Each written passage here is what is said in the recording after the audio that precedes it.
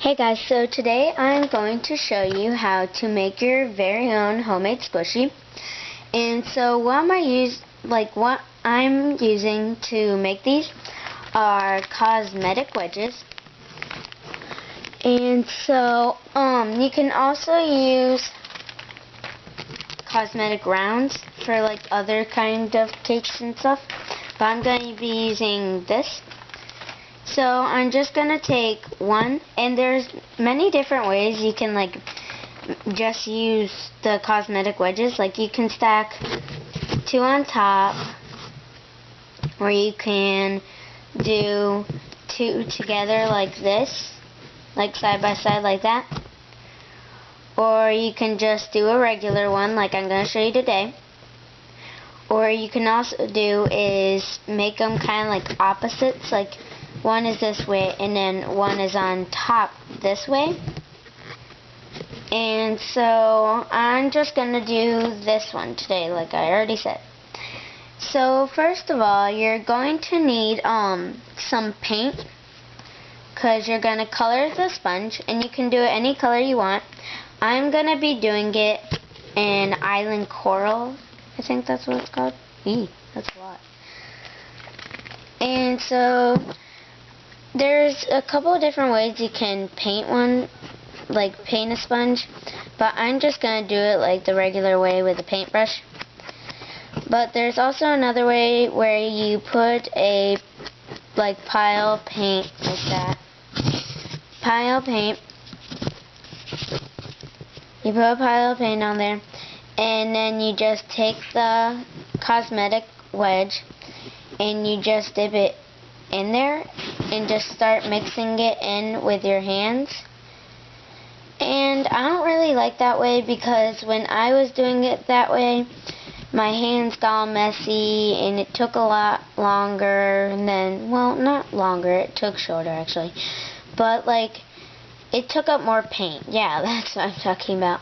It took up more paint, and I just think this is easier because you can spread it out with a paintbrush, and with your hands get less messy. They still get messy, but they get less messy.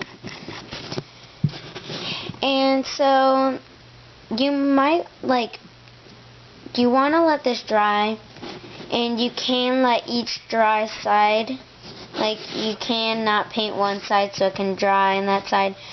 But I just think it takes more time, so I'm just going to paint all the sides and then just let it dry. And put it face down on the part that I painted first, so that's the most dry.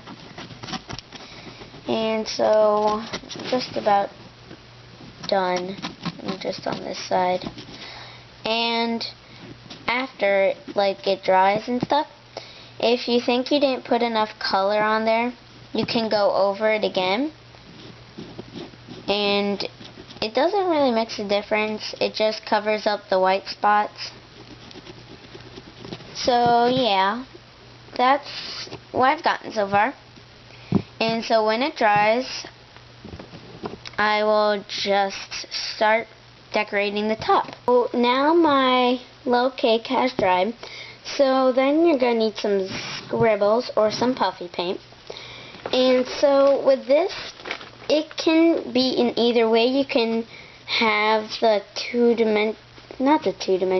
layer, but I'm just gonna do this top part and this back part, because I don't really want to use a ton of puffy paint just creating that area. And so before you use puffy paint, it says on the container to shake it, because it will like make the paint better to work with. And it actually, this puffy paint, at first when it started to come out, it looked green. Like right there, it looks green. And then you're just going to use your own little puffy paint to spread it out. You're going to use like the bottle to spread it out along the cake. And if you need more, just squirt it and put it along while you're doing that. And so I'm done with that.